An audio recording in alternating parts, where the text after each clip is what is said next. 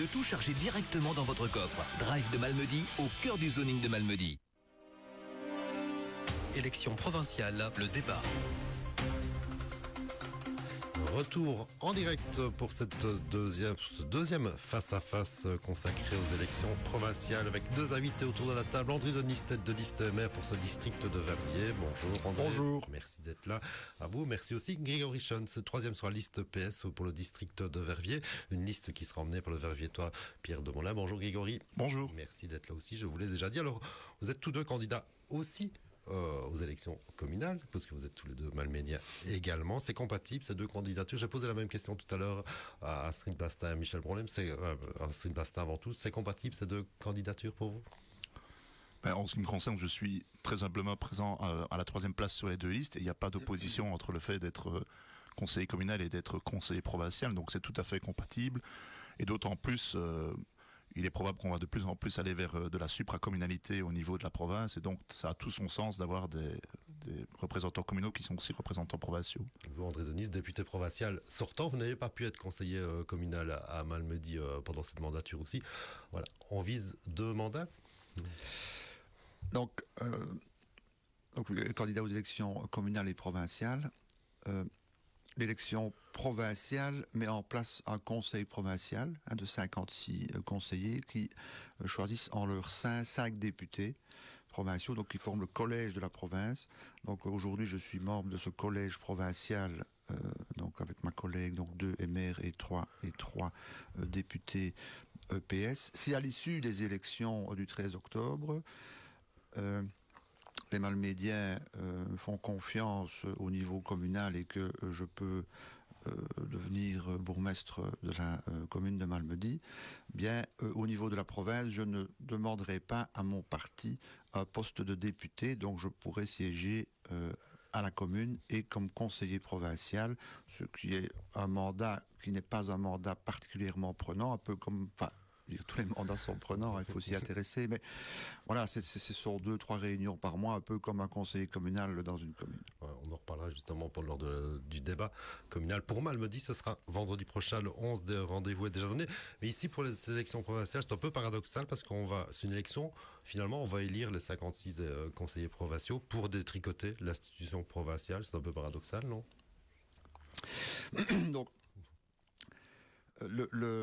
Donc la province était présente avant les régions. Donc on a ajouté des régions, donc on a des couches de lasagne, communauté Wallonie-Bruxelles. Voilà. À l'issue ou déjà avant les élections régionales,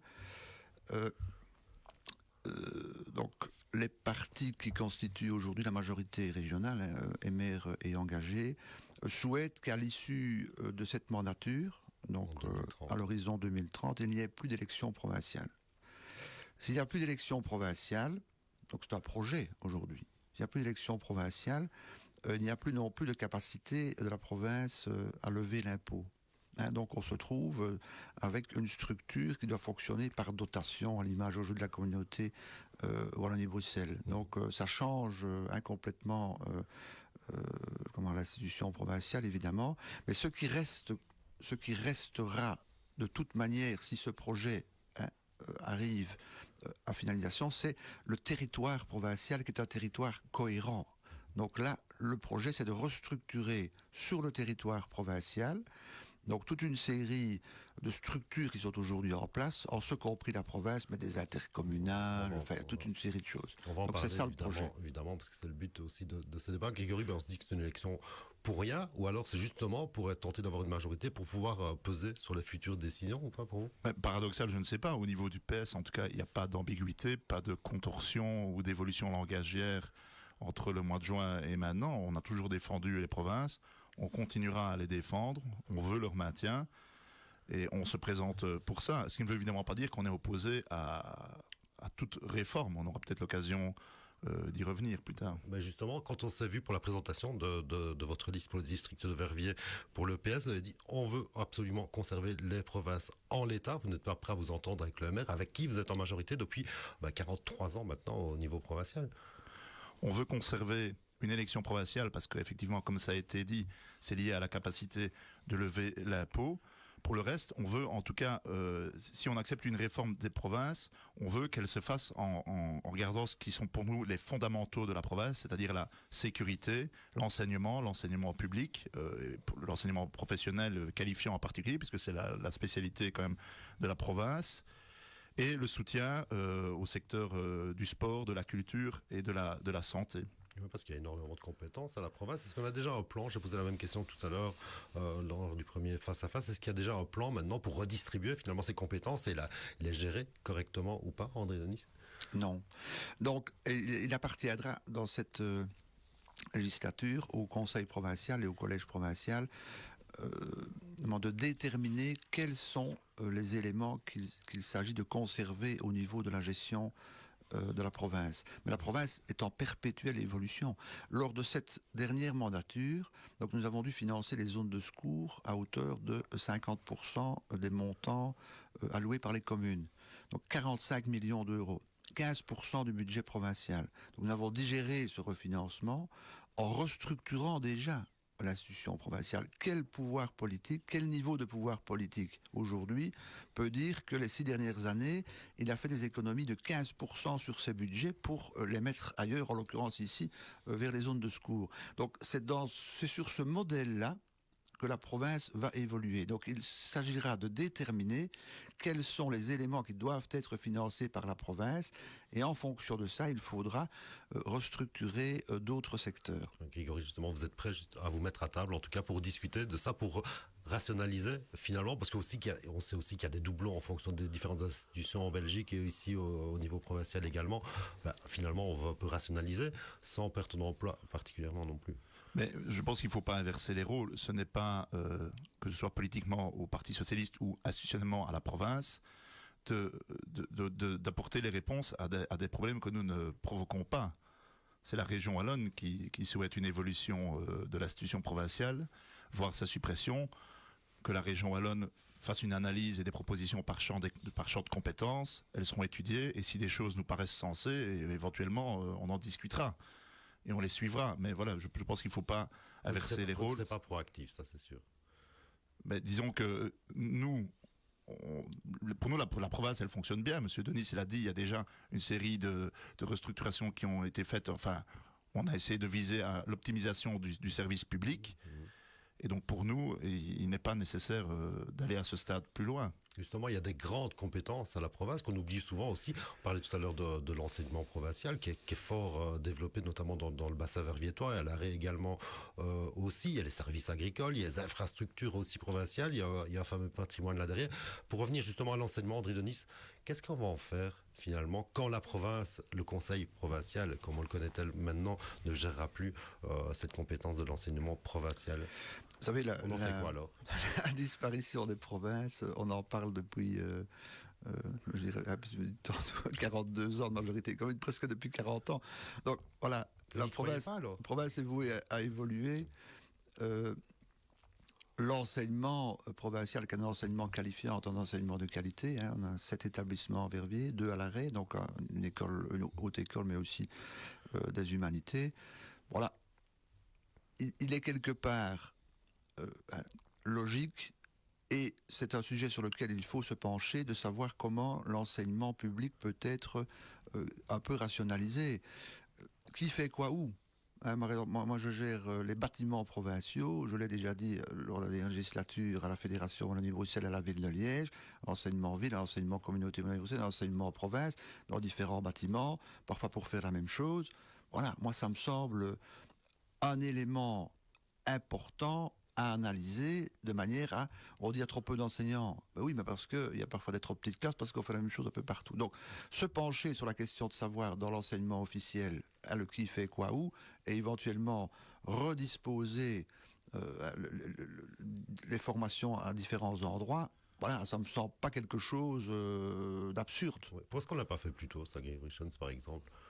De réfléchir, justement, on parle de l'enseignement de manière plus générale ici, on voit tous les réseaux qu'il y a aussi, à un moment, ce qu'on se dit, ça ne fonctionne pas, tous les réseaux ne fonctionnent pas de la même manière non plus.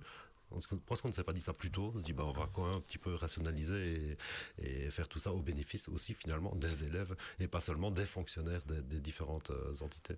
Mais des réflexions, je pense qu'il y en a quand même depuis longtemps. On n'a pas attendu ce dernier gouvernement wallon. Il y a quelques années, le PS avait aussi mené une réflexion sur la structure de l'enseignement qui avait débouché sur une vision de l'enseignement public qui fonctionnerait par spécialisation.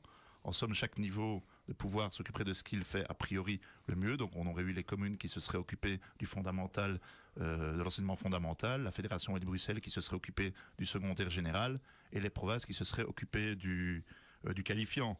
Ça, c'est une vision qui aurait renforcé l'enseignement public, mais c'est pas celle qui est suivie, c'est certainement pas celle qui est suivie par le gouvernement de la Fédération Wallonie-Bruxelles, qui suit simplement une ligne, de mon point de vue, d'attaque vis-à-vis de l'enseignement public. Ouais, alors, on est clair aussi, on l'a toujours dit, moi je l'ai dit plusieurs fois aussi sur antenne, chaque fois qu'il y a des présentations de liste, même si la province devait disparaître en tant que telle, on ne va pas supprimer non plus tous les emplois qui sont là. Comme je disais, l'enseignement il va continuer, les infrastructures elles sont toujours là, il y a d'autres choses aussi qui vont se poursuivre, bien entendu. En Dionis, on ne va pas mettre 6000 personnes au chômage. Hein. Sûrement pas. Donc je reviens à ce que j'ai dit tout à l'heure. Donc cette législature, on a fait ce travail par rapport aux zones de secours, comme je disais 15%, donc on a 15, donc on n'a pas remplacé un certain nombre de personnes qui partaient à la pension. Voilà, donc c'est dans ce modèle-là qu'il faut imaginer l'évolution de la province demain. Donc on se détermine, peut-être en concertation avec à la région wallonne certainement, voilà, en province de Liège, qu'est-ce qu'on continue à faire? On le fait le mieux que l'on peut, on essaye d'améliorer ce que l'on garde, et le reste, on redispose le personnel. Voilà, mais c'est une évolution lente, sans casse, je veux dire, par rapport au personnel. Grégory, être plus efficient, c'est pas une tare. Hein, non plus. Ah non, évidemment, mais c'est pour ça que je dis, nous ne sommes pas opposés à toute réforme, et sans doute qu'il faut aller vers un certain sens de l'épure dans l'exercice de certaines compétences, mais entre aller vers l'épure ou supprimer, il y a quand même une marge. Ouais, c'est une crainte chez vous, justement, qu'on supprime finalement des services ou bien des emplois? Mais pour nous, s'attaquer à la province, c'est s'attaquer, oui, d'abord au service public, et donc aussi, comme je le disais, à l'enseignement public, ça nous tient à cœur. C'est s'attaquer aussi à toute une série d'associations, en particulier sportives, culturelles ou en lien avec la santé, qui reçoivent régulièrement le soutien de la province. Et notre inquiétude, elle est surtout portée, on l'a évoqué, sur la question aussi de l'emploi. Et ça, c'est certain que pour nous, pour le Parti socialiste, si on analysera évidemment ce qu'on nous propose et si on ne ferme pas tout de suite la porte, la question de l'emploi, de la préservation de l'emploi sera prioritaire. Ceci dit, on a annoncé hier, une grande annonce d'investissement de 50 millions dans 3 bâtiments en région liégeoise pour l'enseignement provincial aussi. J'imagine que c'est un plan qui est prévu de longue date aussi, mais ça tombe opportunément bien, non, dans la campagne? C'est un projet qui est sur la table depuis de nombreuses années sur le site Bavière. Donc, en ce qui me concerne, j'avais au niveau de la province la gestion des bâtiments. Et donc, depuis que j'ai cette gestion de bâtiments, j'essaie de restructurer le bâti provincial. Donc, les bâtiments provinciaux, il faut savoir qu'on a 100 sites avec par loi de 400 bâtiments. Donc il y a une grosse restructuration qui a été mise en œuvre il y a plusieurs années. Ceci s'est inscrit là-dedans. Donc on a un bâtiment qui est vétuste sur le quai Kurt. Donc plutôt que de le rénover, ce qui coûterait 10 ou 12 ou 15 millions d'euros, et on aurait toujours un bâtiment qui n'est pas adapté à l'enseignement, on a décidé de construire pour 36 millions d'euros un nouveau bâtiment. Donc un pôle destiné à la formation du paramédical. Vous avez suivi comme moi au moment du Covid, on a soutenu le paramédical. Aujourd'hui, ça a été un peu oublié.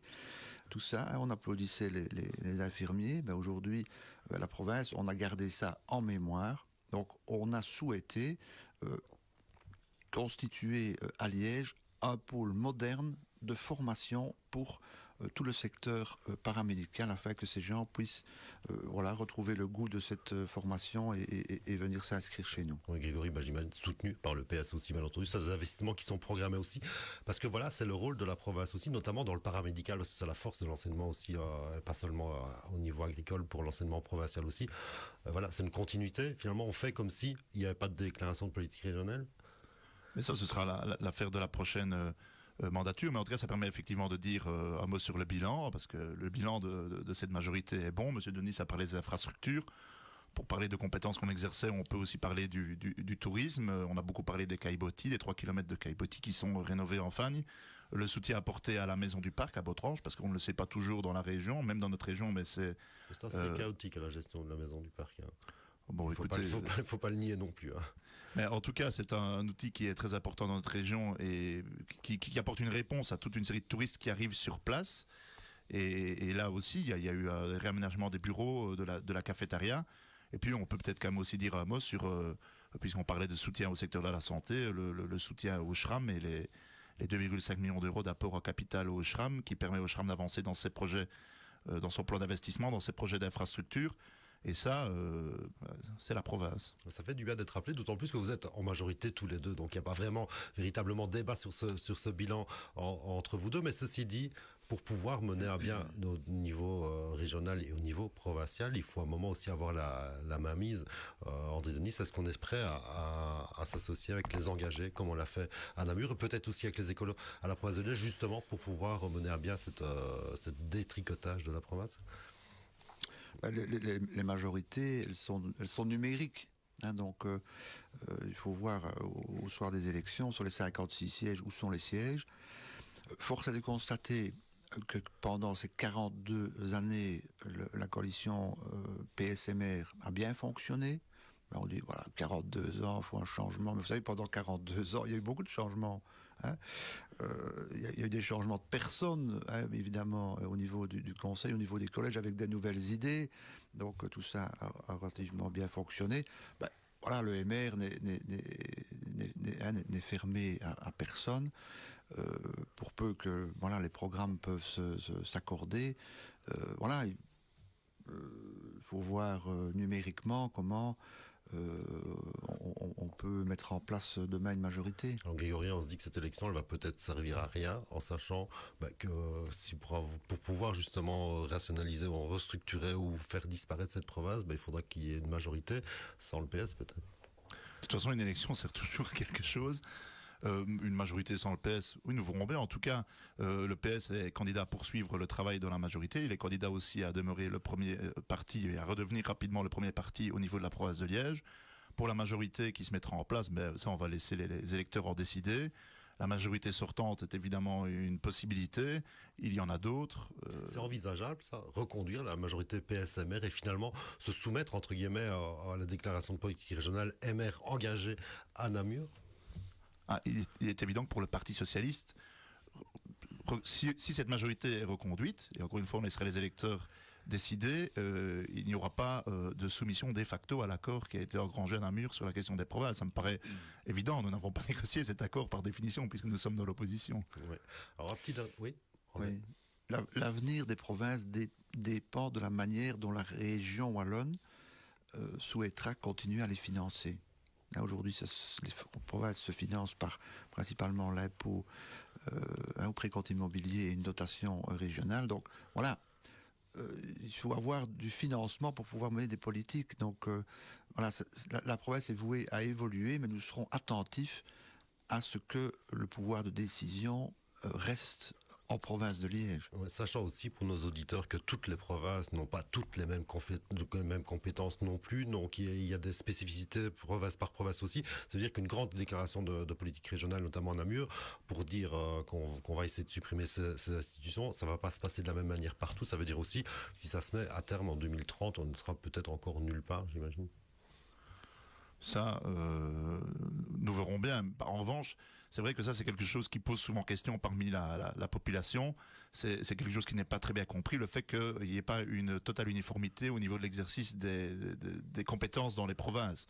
Ça, parmi les choses sur lesquelles on peut travailler, il y a peut-être celle-là. Ça, on ne ferme pas la porte. Voilà. Avant de terminer, je veux juste rajouter un petit truc moi-même, c'est qu'il y a les services agricoles aussi qui fonctionnent très bien. Moi, j'ai souvent parlé aussi de la formation, du suivi, de l'accompagnement des maraîchers bio. On est en plein dans l'air du temps aussi, un service qui fonctionne bien aussi. Voilà. Il faudra penser à le conserver en l'état ou en tout cas pouvoir poursuivre ces initiatives. Toute dernière question avant de conclure déjà, parce que ça va très vite, évidemment, les élections. C'est très bientôt également. À choisir pour conclure, on a un tout petit peu parlé au début. C'est Malmedy ou Liège alors? Je l'ai dit en début de débat, donc je suis candidat aux élections communales et provinciales. Si l'électeur malmédien m'accorde sa confiance pour pouvoir être bourgmestre de la commune de Malmedy, je ne demanderai pas à mon parti pour être reconduit comme député provincial. Mais je resterai conseiller provincial. Grégory.